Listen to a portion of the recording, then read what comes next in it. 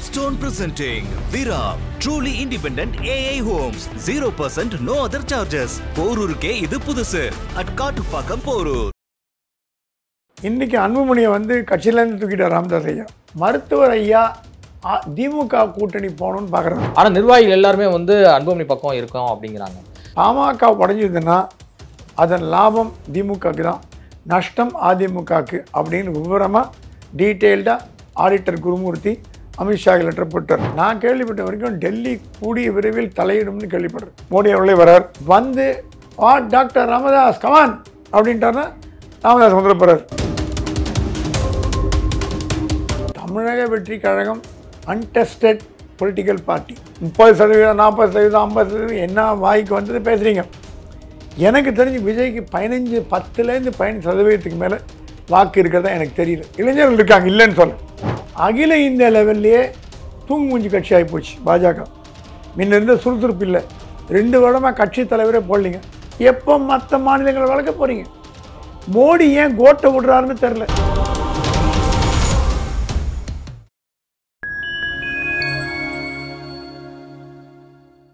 Fine time media நேயர்களுக்கு வணக்கம். நான் உங்கள் சங்கீதுகன். நம்ம சிறப்பு நிகழ்ச்சியில் நம்மோடு இணைந்திருக்கிறார் மதிப்பிற்குரிய மூத்த பத்திரிகையாளர் திரு பிரகாசம் சுவாமி அவர்கள். வணக்கம் சார். வணக்கம். எப்படி சார் இருக்கீங்க? நல்லா இருக்கேன். பாமகவில் தொடர்ந்து இந்த மோதல் போக்கு நீடித்து கொண்டே வருவதை பார்க்குறோம். கிட்டத்தட்ட மாத கணக்காக வந்துக்கிட்டே இருக்கு. தற்போது லேட்டஸ்ட் தகவல் என்ன அப்படின்னா, அன்புமணி அவர்கள் அதிகார மட்ட குழுவிலிருந்து நீக்கப்படுகிறார் அப்படின்னு சொல்லி ராமதாஸ் அவர்கள் அறிவித்திருக்கிறார். ஏன் இந்த மாதிரியான ஒரு முடிவு? அடுத்து யாரை நீக்க போகிறாங்க அப்படிங்கிற ஒரு ட்விஸ்டோட பல விஷயங்களோட மக்கள் ஒரு கேள்வி எழுப்ப தொடங்கியிருக்காங்க. உங்களுடைய பதில் என்ன? இன்றைக்கி அன்புமணியை கட்சியிலேருந்து தூக்கிட்டார் ராமதாஸ் ஐயா. கட்சியிலேருந்து கம்ப்ளீட்டாக தூக்கிட்டார். இது என்ன பிரச்சனை ஓடுதுன்னா, மருத்துவர் ஐயா திமுக கூட்டணி போகணும்னு பார்க்குறார். டாக்டர் அன்புமணி பாரதிய ஜனதா கட்சி அதிமுக கூட்டணிக்கு வரணும்னு பார்க்குறார். ஏன்னா அவரை பொறுத்த வரைக்கும் நேச்சுரல் ஒரு ஓட்டிக்கோ இயற்கையான ஒரு கூட்டணினா பாஜகவோட தான் முடியும்.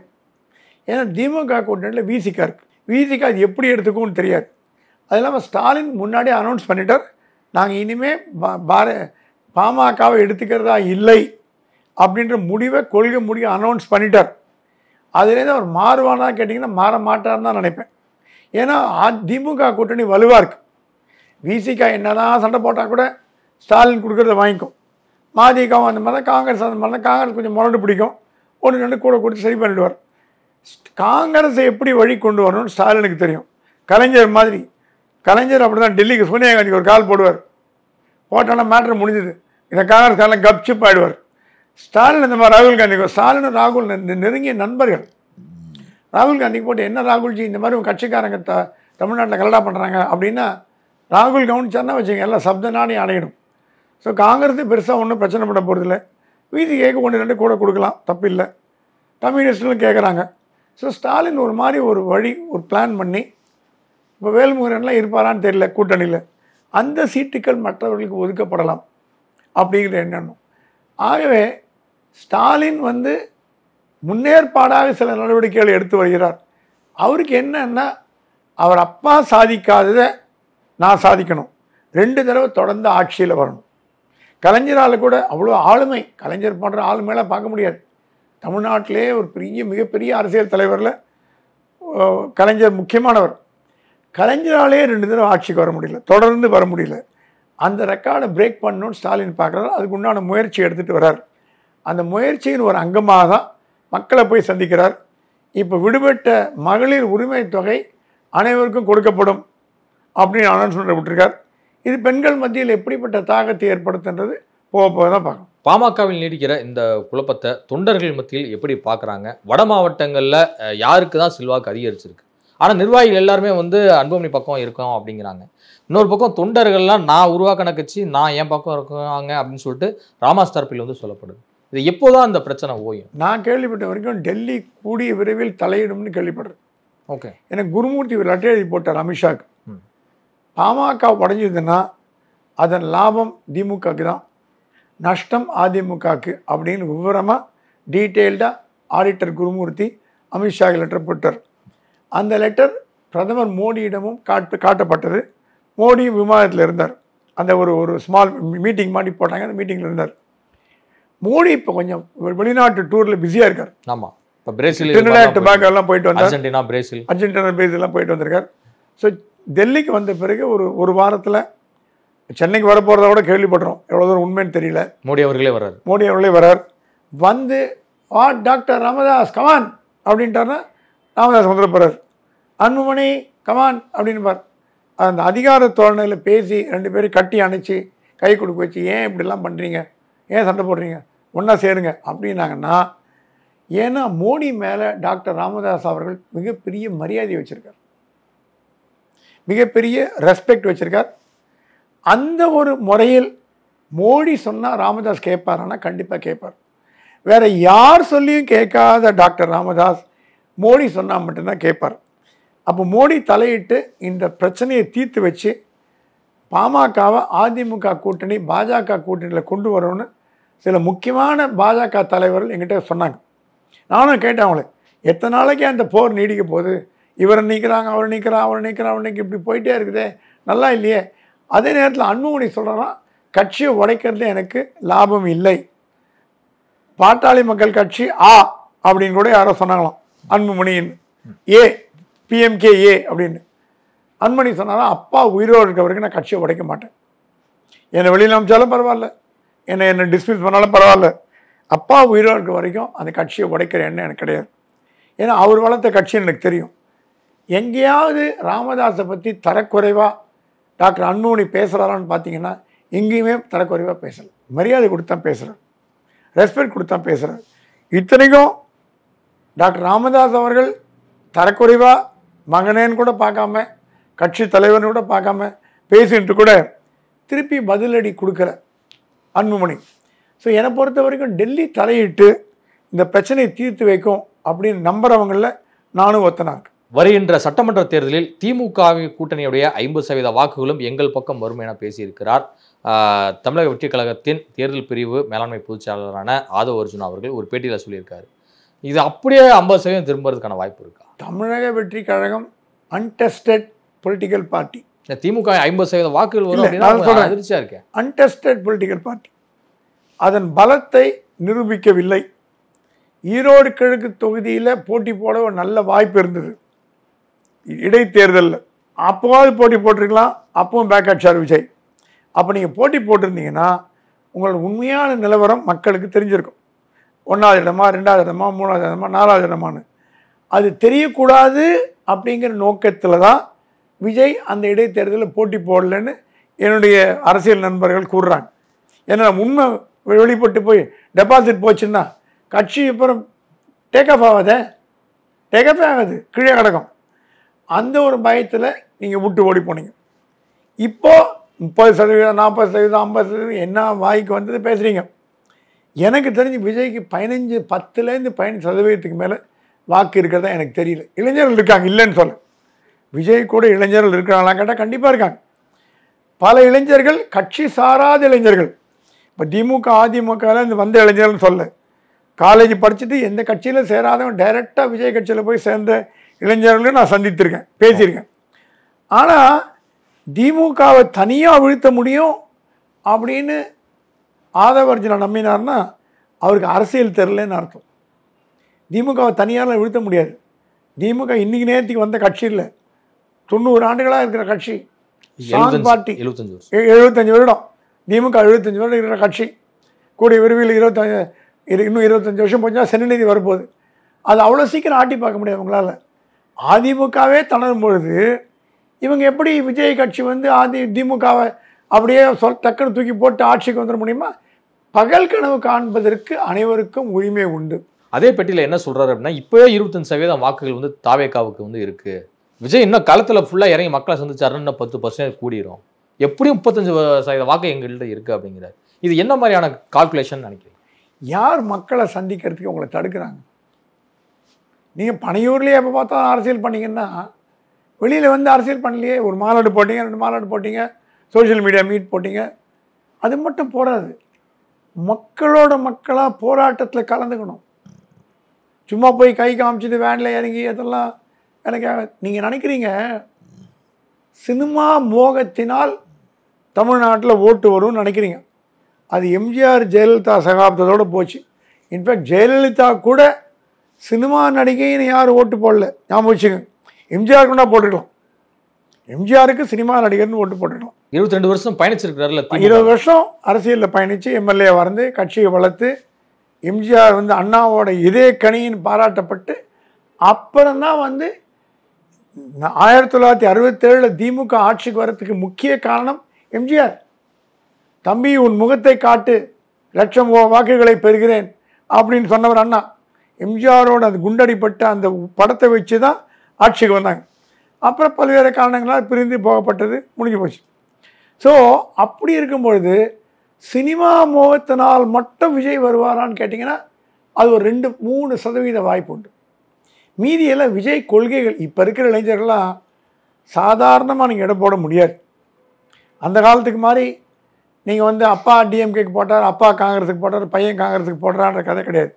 இப்போ படித்த இளைஞர்கள்லாம் நாட்டுக்கு என்ன பண்ணுற, நீ எனக்கு என்ன பண்ணுற, எங்கள் தொகுதிக்கு என்ன பண்ணுற, என் நகரத்துக்கு என்ன பண்ணுற, ப்ராமிஸ் நிறைவேற்றியா, போன தடவை சொன்னியே பண்ணியா, அந்த மாதிரி கேட்கக்கூடிய இளைஞர்கள் அதிகமாயிட்டாங்க. ஏன்னா இளைஞர்கள் சக்திங்கிற பெரிய சக்தியை உருவாயிட்டு அப்துல் கலாம் மாதிரி தலைவர்கள் அவங்களை உருவாக்கினதுனால நீங்கள் இளைஞர்களை ஏமாற்ற முடியாது. விஜய் வருகிறார், விஜய் வருகிறார், சினிமா நடிகர், ஸோ வாட் அப்படிமா. ஐடி இப்போ இருக்கிற ஐடிலாம் ஸோ வாட், இதனால தான் ஹியூமன் பீயிங், அவர் ஒரு மனிதர் தான், நான் ஏன் போய் பார்க்கணும். முன்பு மாதிரி சினிமா நடிகர்கள் பின்னாடி ஓடும் கலாச்சாரம் தமிழ்நாட்டில் குறைந்து வருகிறது என்று ஒரு சர்வே முடிவு வந்தது. மீனெல்லாம் ரோட்லேயோ மால்லையோ கடையிலையோ ஒரு ஹீரோவை பார்த்தா 200 பேர் ஓடுவாங்க, பின்னாடி 300 பேர் ஓடுவாங்க, 500 பேர் ஆட்டோ எடுத்துப்பாங்க, ஆட்டோகிராஃப் எடுப்பாங்க. இப்போது அவர் ஓகே சூர்யாவா, வெரி குட், போயிட்டார், பாத்தியா பாய், ஹலோ சிம்புவா, ஹலோ, போயிட்டார். அந்த சினிமா மோகம் குறைஞ்சி போச்சுன்னாங்க ஒரு சர்வே எடுத்ததில். அந்த சர்வே உண்மையாக இருந்தது என்றால் நடிகர்களுக்கு ஓட்டு வருவது கஷ்டம் அப்படின்னு நம்ம எடுத்துக்கணும். அண்ணாமலைக்கு தேசிய அளவில் நிச்சயமாக பொறுப்படப்படும் அப்படிங்கிற ரீதியில் ஏற்கனவே நீங்கள் குறிப்பிட்டிருந்தீங்க. தற்போது செய்தியாளர்லாம் அன்வராஜா குறித்து கேட்டதுக்கு அவர் என்ன சொல்கிறார் அப்படின்னா, கொஞ்சம் பொறுத்துருங்கண்ணே, நான் இப்போ எதுக்கும் பேச முடியாதுண்ணே அப்படின்னு சொல்லிட்டு கடந்து போகிறாரு. அப்போ பாஜக தலைமையினுடைய அந்த கட்டுப்பாட்டில் தான் அண்ணாமலை இருக்கிறாரா, அவருடைய திட்டம் தான் என்ன அடுத்து? பாஜக தமிழ்நாட்டை பொறுத்த வரைக்கும் ஸ்லோவாக போகிறதுன்னு சொல்லுவாங்க. நான் அதோட ஒருபடி மேலே போய் சொல்கிறேன். அகில இந்திய லெவல்லையே தூங்கு மூஞ்சி கட்சி ஆகிப்போச்சு பாஜக. முன்ன இருந்த சுறுசுறுப்பு இல்லை. 2 வருடமாக கட்சி தலைவரே போடலிங்க. நட்டா பதவி விலகி 6 மாதம் ஆகுது, இன்னும் போடல. இப்போ தான் யோசிச்சுட்டு இருக்கு, புரந்தரேஸ்வரி போடலாமா, நிர்மலா சீதாராமன் போடலாமா, சீனிவாசன், அந்த மாதிரி இப்போ தான் யோசிக்க ஆரம்பிச்சிருக்கீங்க. நீங்கள் எப்போ யோசித்து, எப்போ தலைவரை போட்டு, எப்போ கமிட்டி கூட்டி, எப்போ மற்ற மாநிலங்களை வளர்க்க போகிறீங்க? மோடி ஏன் கோட்டை விடுறாருன்னு தெரில. ஆட்சியில் நல்லா பண்ணுறாருன்னா பிரமாதமாக பண்ணுறார். வெளியுறவுத்துறை சூப்பராக பண்ணுறார். உலக நாடுகள்லாம் அவருக்கு விருது கொடுத்து பாராட்டுது. நம்ம பெருமையாக இருக்குது. மோடிக்கு எந்த நாட்டுக்கு போனாலும் அந்த நாட்டோட உயரிய விருதை வாங்காமல் அவர் திரும்பி வர்றதில்லை. அந்த அளவுக்கு உலகம் பாராட்டப்படும் உலகத் தலைவராக, சர்வதேச தலைவராக உருவான மோடி இந்தியாவில் பாஜகவை ஏன் கோட்டை விட்டாருங்கன்னா $1000 மில்லியன் கேள்வி. இந்தியாவில் பாஜக வளர்க்குறதுக்கு அமித்ஷா விட்ட ஆள் கிடையாதா? அமித்ஷாவுக்கு டைம் இல்லையா? ஏன் நீங்கள் இன்னும் கட்சியை, இப்போது அண்ணாமலைக்கு தேசிய பொதுச் செயலாளர் பதவி கொடுக்குறதா ஒரு பேச்சு அடிபட்டுது. சரி, அது நல்ல பதவி தான். தலைவருக்கு அடுத்த பவர்ஃபுல் பதவி கட்சியில் எதுன்னு பார்த்தீங்கன்னா தேசிய பொதுச் செயலாளர் பதவி தான் பாஜகவில் மிகவும் வலிமையான ஒரு பதவி. அந்த பதவி அண்ணாமலை கொடுக்கலாம் முடிவு பண்ணாங்க. ஏங்க நீங்கள் தலைவரே போடலையே, அப்படிங்க அண்ணாமலை நியமிக்கிறது? தலைவரை போடாமல் அண்ணாமலை நியமிக்கிறதுக்கு நடக்காத காரியம். இப்போ தான் ஆந்திராவில், தெலுங்கானா, வெஸ்ட் பெங்காலில் கட்சி தலைவரில் போட ஆரம்பிச்சிருக்கீங்க. தமிழ்நாட்டில் இப்போ தான் போட்டிங்க சில மாதங்களுக்கு முன்பு. நீ எப்போ மாநிலங்களில் போட்டு, எப்போ நீங்கள் தேசிய தலைவரை தேர்ந்தெடுத்து அதுக்குள்ளே பொழுது முடிஞ்சிடும் போலகுது. ஸோ பாஜகவோட கட்சி இன்னும் சிறப்பாக செயல்படணுன்னா அது வந்து கட்சி தலைவரை முதல்ல போடுங்க. தலைமையே இல்லைன்னா கட்சி எப்படி வளரும்? அதிமுகவில் திமுக அந்த மாதிரி இருக்கா? காங்கிரஸில் அந்த மாதிரி இருக்கா? காங்கிரஸில் வந்து ராகுல் காந்தி வேணான்னு சொல்லிட்டு போனார். கொஞ்சம் இப்படி இடைப்பட்ட காலத்தில் கொஞ்சம் யோசிச்சாங்க, மல்லிகார்ஜுன கார்கே போட்டாங்க. அவர் வந்து திறமையான தலைவராக இல்லையாங்கிறது ஒரு டிபேட் இல்லை. அந்த நாற்காலியில் ஒருத்தர் அமர்ந்திருக்கிறார். பாரதிய ஜனதா கட்சியில் தலைவர் நாற்காலியில் உட்காரத்துக்கு இது வரைக்கும் யாருமே வரலையே. அதுதானே பெரிய குறைபாடு. அந்த குறைபாடு நீக்காமல் நீங்கள் அண்ணாமலைக்கு போஸ்ட் கொடுக்கப்படும், அது கொடுக்கப்படும், இது கொடுக்கப்படும்னு வெத்து வாக்குறுதி கொடுத்தீங்கன்னா அது எப்படி ஜனங்கிட்ட எடுபடும்? முருகருக்கு பெருமை சேர்த்த ஆட்சி தான் திமுக அப்படின்னு பேசியிருக்கிறாரு இந்து சமய அறநிலைத்துறை அமைச்சர் சேகர் பாபு அவர்கள்.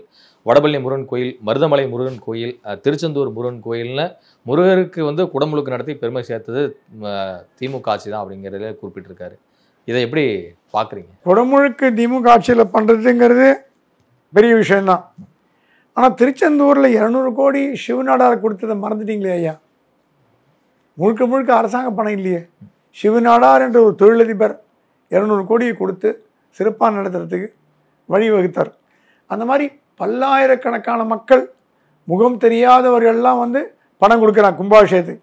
ஏன்னா அவனை நினைப்பாங்க, கும்பாபிஷேகத்துக்கு பணம் கொடுத்தா அந்த புண்ணியம் வரும்னு நினைப்பாங்க. கோயிலுக்கு போகிறோம், நல்ல காரியம் பண்ணுறோம். கும்பாபிஷேகங்கிறது அரிய நிகழ்ச்சி, அதுக்கு பணம் கொடுத்தா நல்ல காரியம் நடக்கும். ஸோ முழுக்க முழுக்க இது கிரெடிட்டை தமிழக அரசாங்கம் எடுத்துக்குமானா எடுத்துக்கிறது தப்பு. ஏன்னா தனியார் வடபழனி மருதமலையெல்லாம் அவங்க தானே நடத்தாங்க. இல்லை, அவங்க பண்ணுற கோயிலில் பண்ணுறாங்க. அவங்க மற்ற மக்களிடம் அவங்க வந்து டொனேஷன் வாங்கிட்டு அவங்கக்கிட்ட அவங்களோட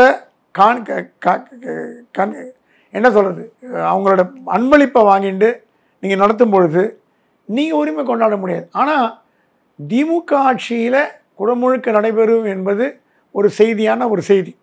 ஏன்னா திமுக என்பது ஒரு காலத்தில் கடவுள் மறுப்பாளர் கட்சியில் இருந்தது. அப்புறம் அண்ணா வந்து ஒன்றே குலம் ஒருவனே தேவன் மாற்றினார். எம்ஜிஆர் ஓப்பனாக மூகாம்பிகை கோயிலுக்கு போயிட்டு வந்தார். ஜெயலலிதா ஸ்ரீரங்கத்துக்கே போயிட்டு வந்தாங்க. பிடிஆரோட அப்பா பெரிய குங்குமப்பட்டு வச்சுருந்தா கலைஞர் முன்னாடியே உட்காருவார். பிடிஆர் பழனிவேல்ராஜன் மீனாட்சி மீனாட்சின்னு தான் சொல்லுவார். அவர் உயிர் மூச்சு இருக்க வரைக்கும் எடுத்தோடனே மீனாட்சி அம்மா தாயே மீனாட்சி தான் ஆரம்பிப்பார். இப்போ அதிமுகலையும் திமுகலையும் வித்தியாசமே தெரியல. எல்லா நெத்திக்கு சந்தனம் பொட்டு குங்குமம். அது தப்பாக சொல்ல, அடுத்த பரிணாமத்துக்கு போயிட்டாங்க. ஸோ திமுக என்பது கடவுள் மறுப்பு கட்சி என்பதிலிருந்து விலகி ஓரளவுக்கு, ஏன்னா இப்போ நீங்கள் செந்தில் பாலாஜி எல்லாம் பார்த்தா நெத்தியில் விபூதிலாம் யாருமே கிடையாது.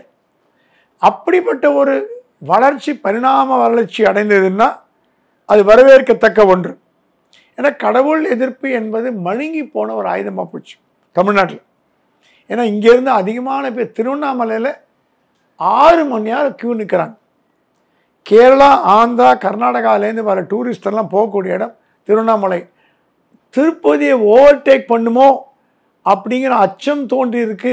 இதுக்கு மேலே ஜனங்களை எப்படி அகாமடேட் பண்ணுறதுன்னு தெரியலன்னு அதிகாரிலாம் கலெக்டர்லாம் தவிச்சு போயிருக்காங்க. அண்ணாமலையார் கோயிலுக்கு 5 கிரிவலம் எப்பவும் கூட்டம் தானே. கிரிவலத்துக்கு கும்பலில் நசுங்கிடுவாங்க போல இருக்கு. ஒரு காலத்து கிரிவலம்னா 10-20 பேர் போவாங்க.